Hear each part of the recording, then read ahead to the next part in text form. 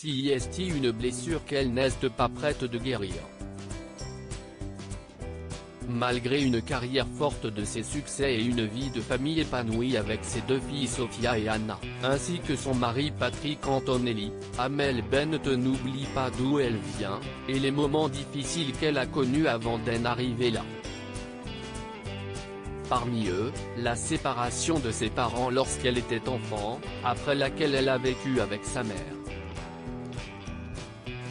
Aujourd'hui, la chanteuse concède que son père lui a manqué durant cette période de sa vie où elle souffrait de troubles anxieux. Je pense que je ne me remettrai jamais de ne pas avoir grandi avec mon père, a-t-elle ainsi regretté dans 7 à 8, dimanche 24 octobre.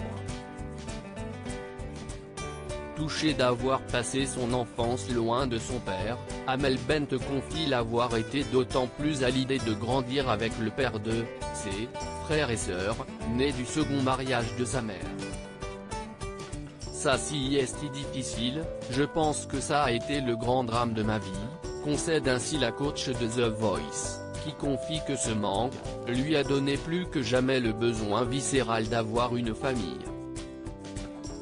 Le parcours que j'ai eu enfant, la déchirure que j'ai eue de ne pas grandir avec mon père, d'avoir été un peu mise à l'écart dans la nouvelle vie de ma maman avec ce beau-père, a vraiment fait de moi une femme qui avait besoin d'avoir une famille, assume-t-elle.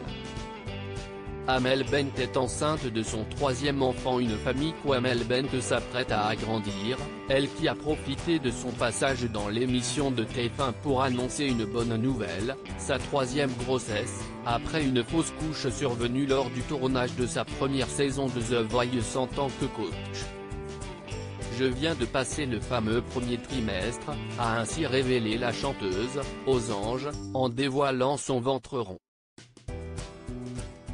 J'ai normalement un bébé qui va naître dans quelques mois.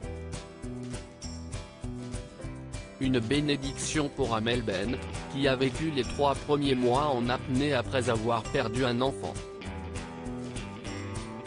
Très inquiète pour sa grossesse, la chanteuse a enchaîné les rendez-vous médicaux et les prises de sang. Chaque petit changement, chaque petite douleur, CIST, est-ce que le cœur bat toujours? Est-ce que ça va? Est-ce que CIST bien accroché? S'est-elle souvenue sur TF1.